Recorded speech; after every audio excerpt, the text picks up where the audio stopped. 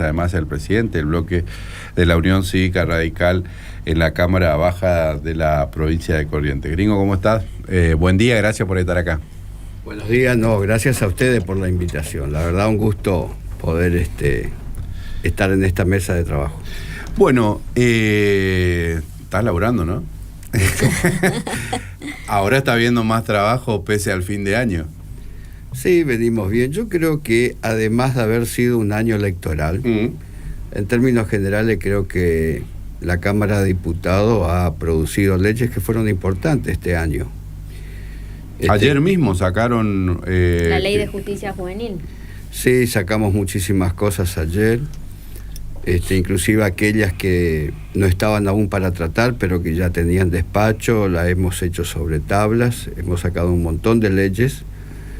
De todas maneras me quedo con que una de las más importantes del año fue el narcomenudeo, algo que habíamos trabajado mucho y que no fue fácil esa ley, pero lo cierto es que desde el bloque Vamos Corrientes hicimos un aporte enorme en el ámbito de la Cámara de Diputados para avanzar en todas estas normas. Así que yo considero absolutamente positivo, se dio lo que veníamos diciendo algún tiempo atrás y que deseábamos que fuera así, que por ser un año electoral las cuestiones parlamentarias corran por un andarivel y la cuestión electoral por otro. Y esto ha pasado. Y ahora estás trabajando en el recambio, que no es una cosa menor, porque acá va a cambiar un gobierno que en realidad es la continuidad del mismo gobierno, digamos, ¿no? Es una continuidad con cambio. Cambia el gobernador y muy probablemente también cambie la mesa directiva de la Cámara. Eso va a ser así. Va a cambiar la mesa directiva de la Cámara. La mesa directiva de la Cámara va a cambiar. Estamos trabajando para eso. Hoy tenemos ya un consenso que nos permite decir eso. Las mayorías necesarias para que eso así fuese. ¿La UCR va a volver a la presidencia de la Cámara? La UCR va a volver a la presidencia de la Cámara. ¿Ya está definido el nombre del presidente? Sí, está definido el nombre dentro del bloque de la Unión Cívica Radical y con algunos socios, falta todavía conversar con otros, pero la cosa viene bien. ¿Va a ser Tassano? Y es una gran posibilidad. ¿La vicepresidencia segunda va a ser para el PL? Bueno, eso estamos conversando, el resto de la conformación de la mesa, sí puede ser una posibilidad que el Partido Liberal esté en la vicepresidencia primera y no descarto que la oposición también en esta oportunidad sea parte de la mesa directiva. La vicepresidencia segunda para el PJ. Vamos a ver. Eso de darse, vamos a ver, ya lo estamos viendo hace nuevo, mucho tiempo. Ya lo están bloqueando hace tiempo. Están conversando con el Partido Justicialista. Sí, se habla con todos. Sí, yo no hace mucho que no sucede.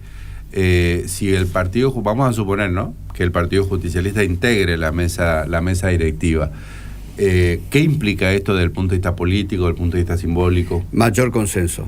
Nosotros, más allá de los cargos y de los nombres, tenemos que modificar muchas cosas en el ámbito de la Cámara de Diputados.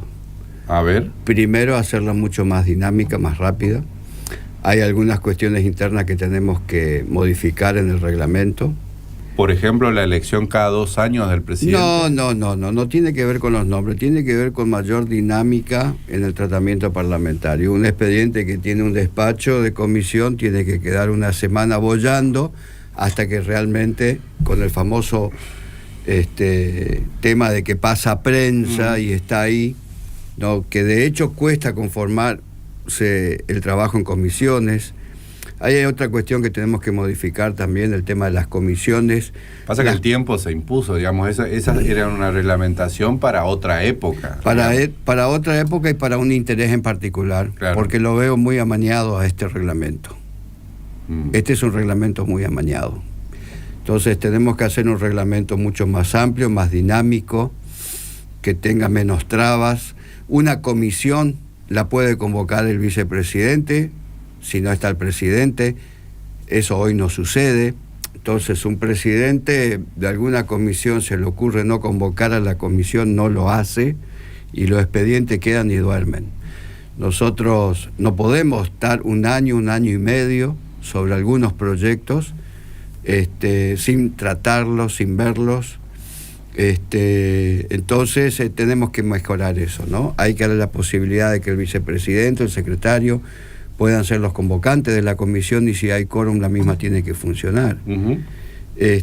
Tiene que ver con esas cosas, ¿no? Hay siempre leyes que necesitan urgencia de tratamiento, y por ejemplo, en el día de ayer tuvimos 9 proyectos, entre ellos algunas leyes y otras medias sanciones con pase a prensa. Tuvimos que poner el cuerpo en una mayoría calificada como de 2/3 para poder aprobar, cuando todos esos expedientes ya tenían despacho de comisión. Claro. Lo cual implica una mayoría más simple, digamos, simple. Claro, de hecho. no, pero aparte la posibilidad cierta de que ya estén en el orden del día para ser tratado. Un expediente, cuando tiene despacho de comisión, significa que la comisión ya lo trabajó, ya emitió un dictamen por la positiva, por la negativa, por la modificación o no, como fuese, ya está en condiciones de ser tratado por el plenario. Claro. Y esas cosas estamos viendo y hay que mejorarlas hacia adelante. También tengo entendido que hay como una intención de avanzar con las secretarías de las cámaras, hacer algún cambio ahí. Bueno, eso vamos a ver, eso hay que conversarlo, vamos a ver. Yo creo que con el recambio de las autoridades es una posibilidad que básicamente tiene que ver no solamente con cargos de secretario, sino con cargos de dirección importante dentro de la Cámara. Eso hay que ir viéndolo a medida que empiece a andar este nuevo tiempo, pero no es una cuestión que la tenemos fija en la cabeza. Lo que sí estamos planteando, que necesitamos modificar este reglamento, hacerlo mucho más dinámico. Algunos capítulos tendrán que reverse y bueno, eso lo vamos viendo a medida que se genere el consenso. La hoja de ruta que tenemos es muy amplia, que incluye, además de la modificación del reglamento, además de ser más dinámico, de tratar temas con mayor celeridad, ¿qué más? No, por ejemplo, ahora estamos también ya trabajando con distintos sectores el tema del presupuesto.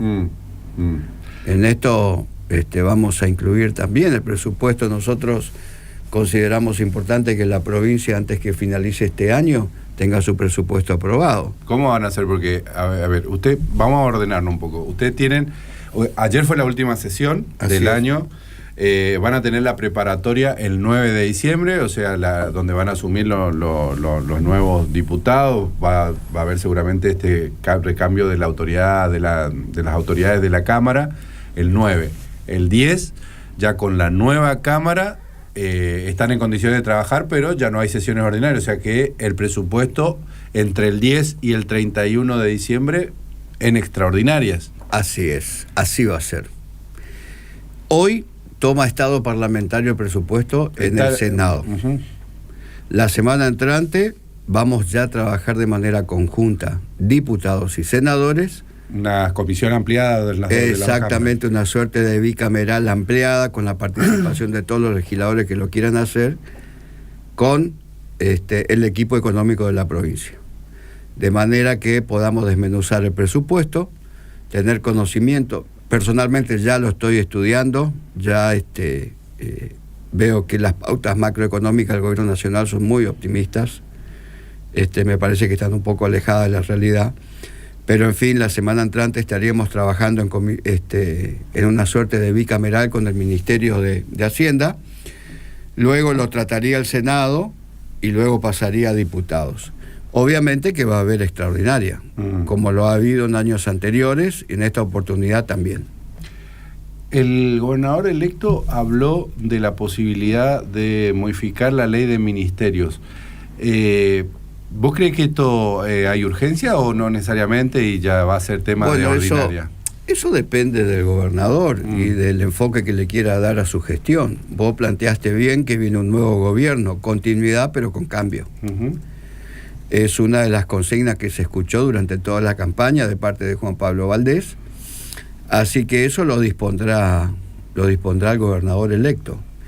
Y si él cree conveniente que debemos tratarlo un proyecto en extraordinaria, lo haremos. o si no, cuando disponga. Nosotros, aparte, y personalmente en esto quiero dejar muy claro, somos legisladores del gobierno. A mí cuando me eligieron fue en una boleta en donde el gobierno, donde la sociedad, mejor dicho, plebiscitó una gestión provincial y en la cual hemos obtenido un porcentaje electoral muy alto. Por lo tanto, nosotros respondemos a los intereses del gobierno, más allá de aquellas cuestiones particulares que muchas veces la trabajamos y las presentamos en el ámbito de la Cámara. Diputado, vuelvo a esta cuestión del más diálogo dentro de la Cámara. Esto es importante porque estamos en un escenario donde el diálogo justamente no está siendo una buena palabra en el Congreso. ¿Cómo está viendo eso ahí? Bueno, sí, en el Congreso está faltando el diálogo. Por suerte nosotros lo estamos teniendo, ¿no? Ayer tuvimos una larga sesión que arrancó la labor parlamentaria antes del mediodía y terminamos tipo 4:30 de la tarde. Después me quedé hablando con el bloque PJ 50 minutos más. Es decir, el diálogo que estamos teniendo entre todos los legisladores es algo que tiene que ser común y no debe sorprender a nadie. Por supuesto. Sobre todo en los cuerpos colegiados. Los cuerpos colegiados, porque cuando hacía locución en la despedida de los legisladores que finalizaban su mandato, siempre planteaba de que soy un defensor de los cuerpos colegiados y de la política, y que tenemos que hacer un esfuerzo siempre para prestigiarla, para dinamizarla y para ponerla al servicio de la gente, sobre todo en un tiempo en donde la política y los dirigentes estamos altamente cuestionados.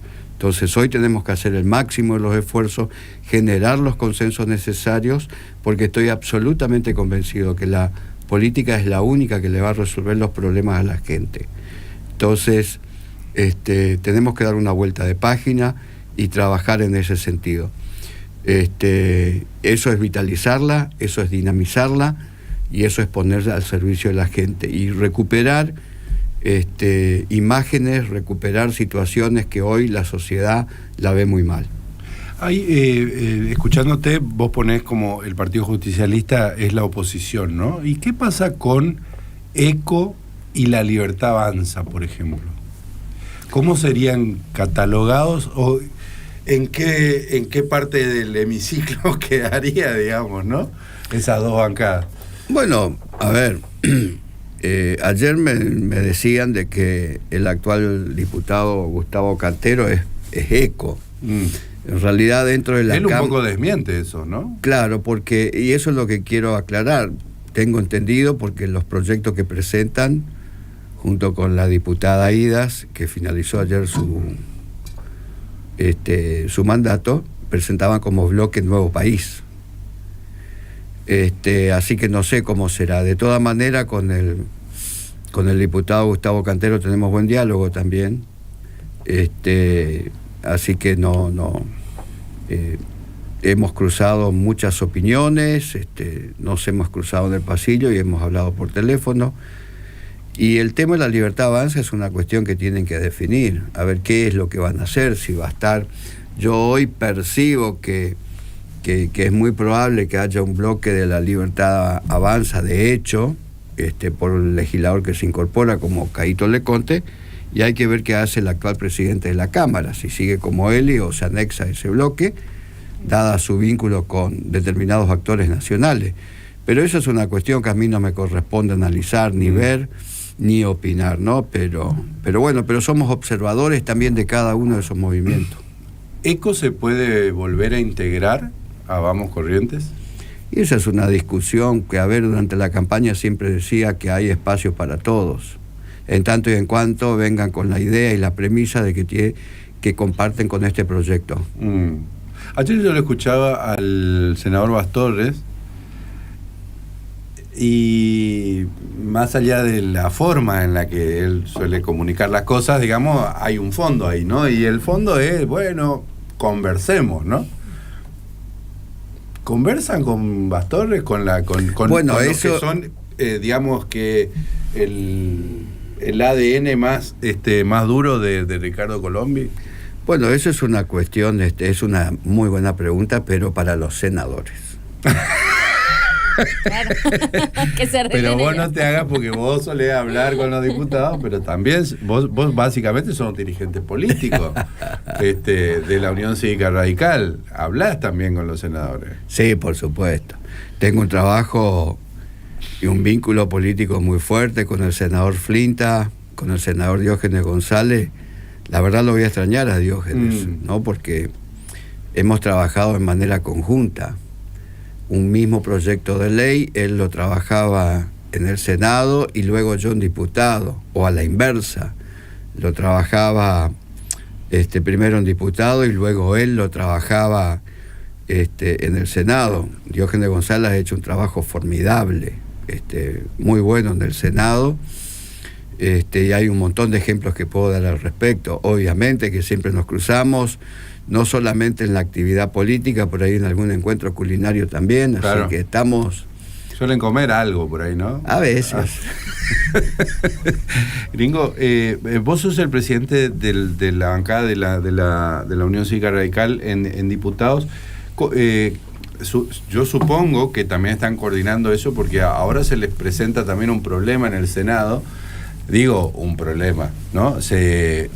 Un ex gobernador se suma al que ya está ahí, pero ¿qué va a hacer? ¿Gustavo Valdés va a ser el presidente del bloque de la Unión Cívica Radical o no? La verdad que es una pregunta que no puedo responder, ¿no? Pero no, Esto todavía no es tema de conversación esto. No, yo supongo, a ver, el día viernes es la preparatoria de los senadores, van a tomar juramento los mismos, a los que fueron electos, para luego ya entrar en funciones y en la toma de posesión del cargo a partir del día 10, cuando se produzca la asamblea legislativa y la toma de juramento al vicegobernador y gobernador electo. Así que yo creo que esas son cosas que en este momento no se están hablando ni se están planteando. Hay cosas mucho más importantes, las que hemos tocado anteriormente, vinculado con las responsabilidades de conducción de las instituciones, en este caso la Cámara, el Senado, ¿no? Creo que las cuestiones de quién preside un bloque y demás, hoy eso, si va a haber discusión de eso, seguramente va a quedar para otro tiempo. Viste que hay, ya que tocabas, vamos ahí a un tema importante, que es el asunto del presupuesto. Me dijiste que ya lo estás mirando un poquito. Sí, lo estoy mirando.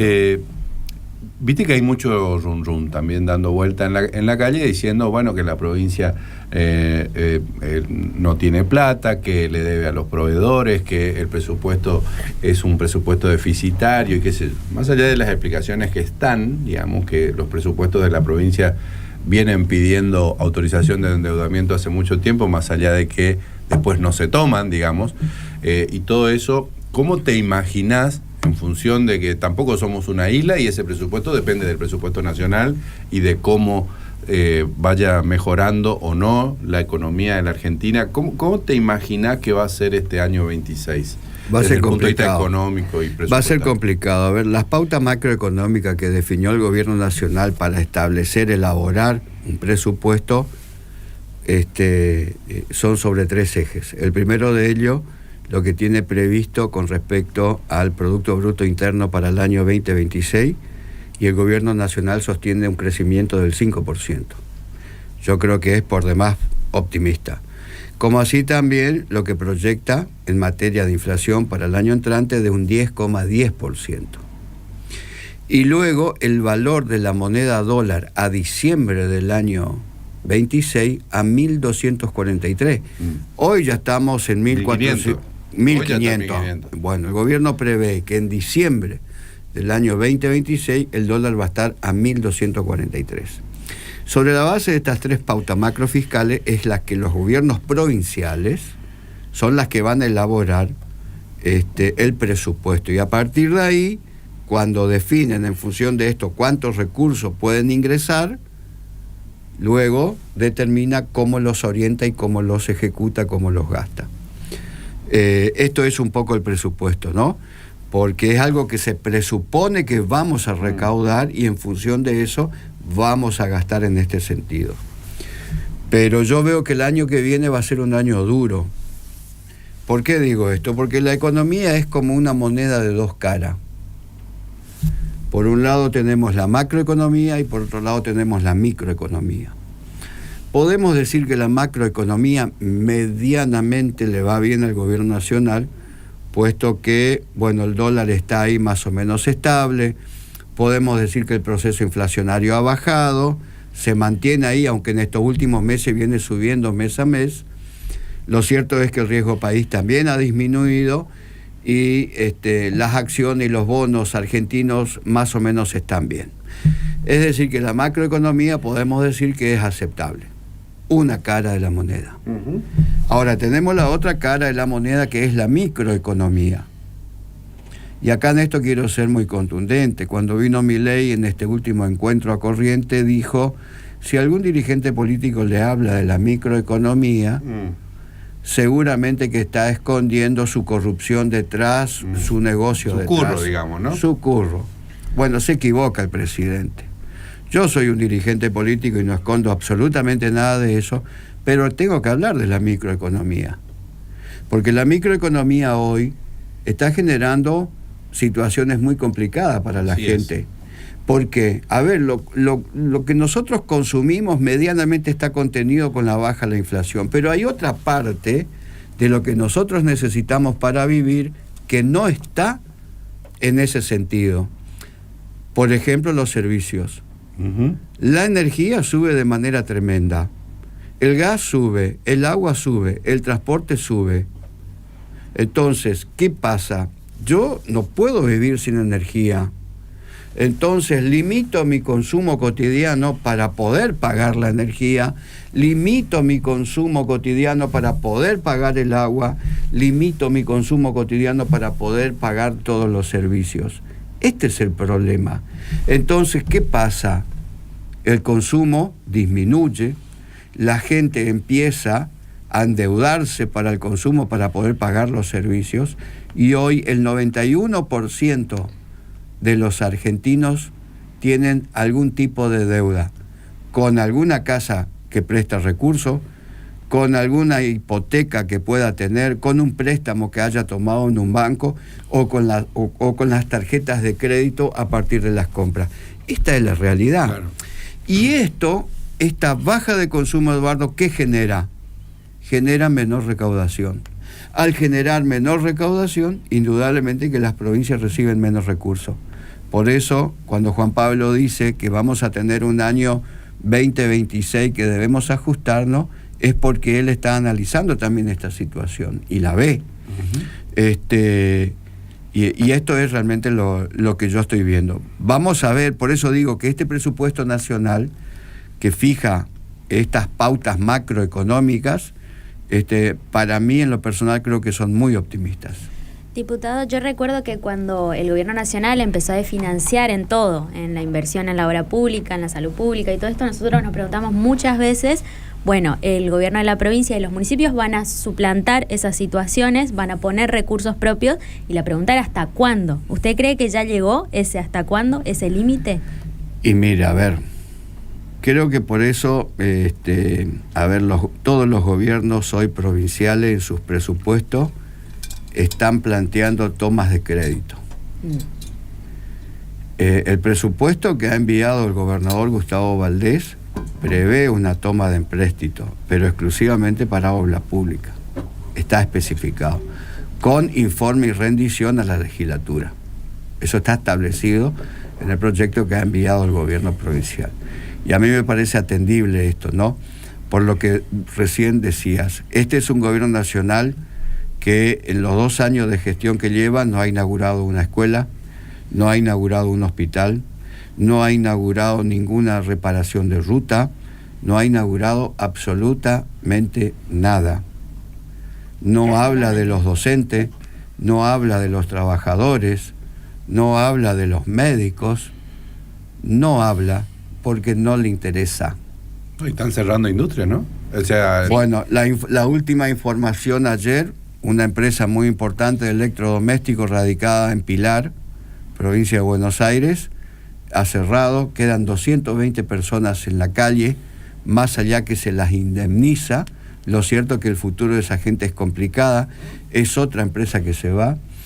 Entonces, La situación yo no la veo fácil, veo una situación económica muy compleja, pero además también hay muchas cuestiones que la hacen poco creíble al gobierno nacional, puesto que acá el gobernador Valdés hizo un acuerdo con el gobierno nacional y de compromiso de obras, porque tu pregunta me hizo recordar eso. Y ese compromiso entre el gobierno nacional y el gobierno provincial, el gobierno provincial, en función de su capacidad y en función de sus recursos, dijo, bueno, yo me puedo hacer cargo de todo esto. Ahora, de esto ya no me puedo hacer cargo. ¿Cuál fue la respuesta del gobierno nacional? Bueno, a nosotros nos parece bárbaro que ustedes se hagan cargo de eso, nos alivia y nosotros nos vamos a hacer cargo de esto.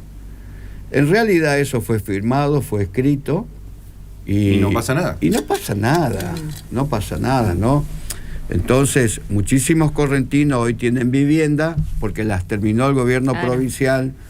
Muchísimos chicos pueden ir a los centros infantiles de educación porque el gobierno los terminó, el gobierno provincial los terminó, comisarías, etcétera, etcétera. Entonces, ahora hay muchos correntinos que mueren en la autovía de la Ruta 12 porque la obra del gobierno nacional no la termina. Eso es una cosa que no se puede creer. Realmente venimos, Eduardo, hace tantos años con una autovía de 13 kilómetros encima.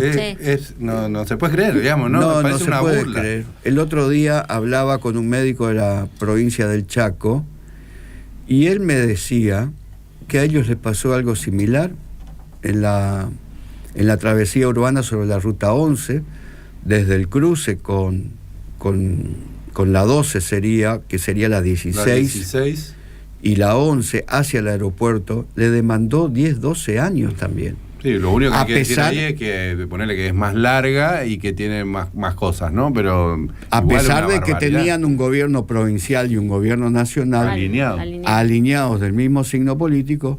Ahora, estas son las cosas que uno no puede admitir, no se puede soportar esto. Y hay que golpear fuerte.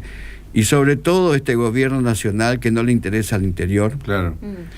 Yo en eso siempre dije, y lo sostengo, fui parte del Parlamento del Norte Grande y veo que en las 10 provincias en las cuales concurrimos los legisladores de cada una de ellas, vemos que tenemos los mismos problemas y que somos siempre ninguneados por el país central. Esto es claro. Hay dos Argentinas. Está la Argentina del país central y está la Argentina periférica. Gringo, justamente, mira, hoy esta tarde se van a reunir los gobernadores de Salta, Tucumán, Catamarca, Neuquén y Misiones. Van a conformar un bloque. Están dispuestos a conformar una bancada federal.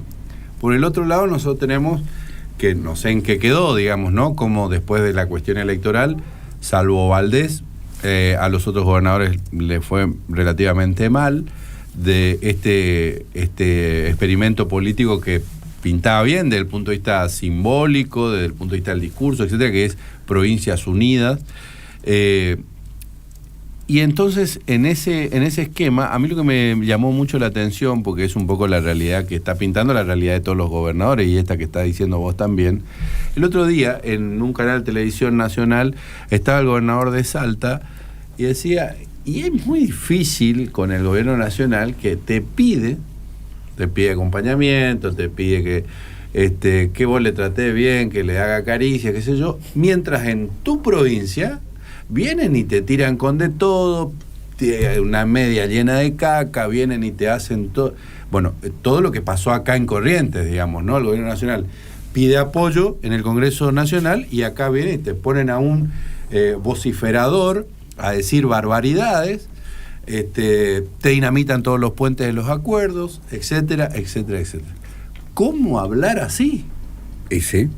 Bueno, a ver, yo lo que creo que después del proceso electoral, creo que en algunos medios lo había dicho con anterioridad, que el resultado de la provincia de Buenos Aires tampoco se la tenía que creer el oficialismo de esa provincia.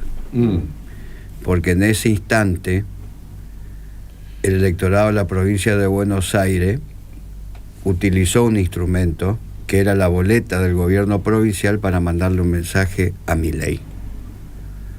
Ellos interpretaron otra cosa.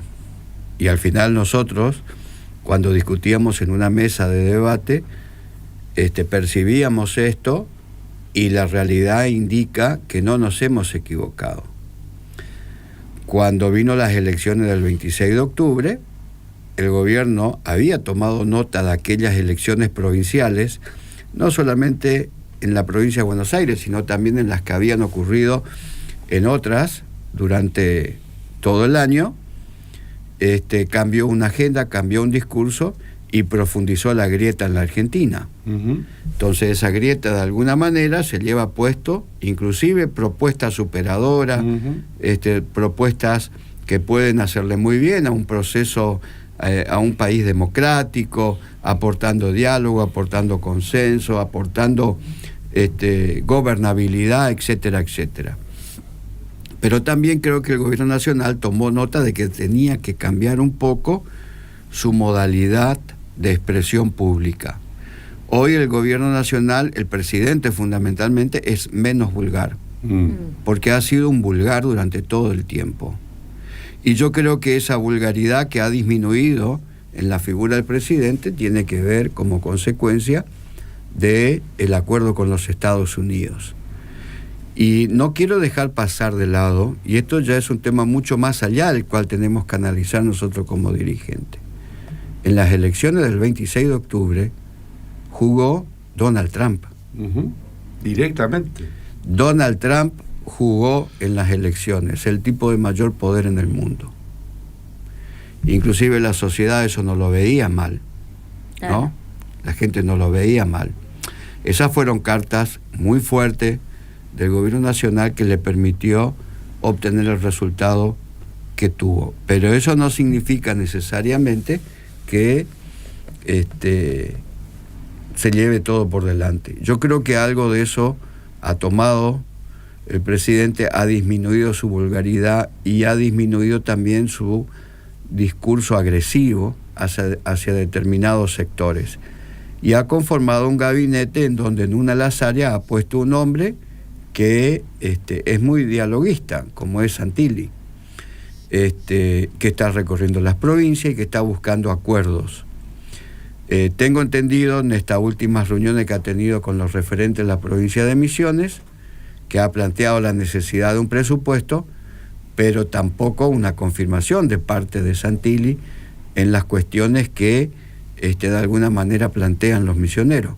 Por eso también viene el encuentro del que vos hacías mención, en donde las provincias de Tucumán, Misiones, Catamarca y no recuerdo otra, Salta, estarían por conformar un bloque de manera de tener mucho más peso a la hora de negociar cuestiones para su provincia. Y como dice Gustavo Valdés, ¿no? Nosotros vamos a seguir peleando lo que nos corresponde a los correntinos y para los correntinos. Y en eso tendrá que ver seguramente cómo se va a ir conformando los bloques a partir del 10 de diciembre en el Congreso Nacional. Pero es todo un desafío esa construcción. Vamos a ver qué va a pasar. Vos mencionabas Provincias Unidas, creo que eso era un embrión que está ahí recién surgiendo. Quizás Provincias Unidas en una elección absolutamente polarizada y con una profunda grieta de por medio, más o menos se preveía que eso podía pasar y de hecho pasó. Ahora, la cuestión hacia adelante está totalmente abierta y depende de Provincias Unidas si esto, este embrión realmente empieza a caminar. Se nos fue el tiempo, Gringo, pero no quiero que desaprovechar la oportunidad para preguntarte, porque está habiendo como una especie de operativo clamor dentro de tu partido a nivel nacional para que Gustavo Valdés lo presida. Esta también es una cuestión que tienen que resolverlo en los próximos 15 días, porque tengo entendido que el 12 tiene fecha plenario para resolver esa cuestión. Gustavo Valdés dice, no sé si están dadas las condiciones para, ¿Qué va a pasar con la UCR? Porque una cosa es hablar de la UCR Corrientes, de Jujuy, hasta te diría Entre Ríos, y otra muy distinta es hablar y de hay que hacer un esfuerzo enorme para que este trance, que de alguna manera nos indica casi en vías de extinción, hay que hacer, a nivel nacional hablo, ¿no? Hay que hacer un esfuerzo enorme con los dirigentes de todo el país para ver cómo se recupera a la Unión Cívica Radical, ¿no? Por supuesto que es un tiempo que es por demás complicado.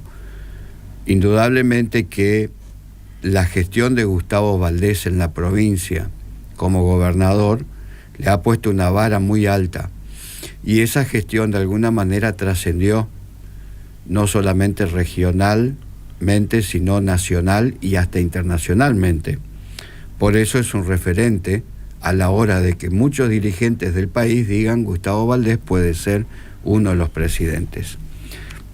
Pero lo cierto es que Gustavo es el actual presidente de la Unión Cívica Radical de Corrientes. Nosotros venimos en Corrientes trabajando de una manera muy fuerte. Él ha manifestado que no tiene un interés en presidir el Comité Nacional, lo ha hecho de manera pública. Sí estamos en condiciones de seguir aportando al Comité Nacional para recuperar lo que el radicalismo en su momento fue. Creo que sobre todo los dirigentes nacionales vinculados con la provincia de Buenos Aires son los que tienen que de alguna manera dejar de lado muchos egos y poner por delante los intereses del partido y los intereses de la nación. No va a ser una tarea sencilla.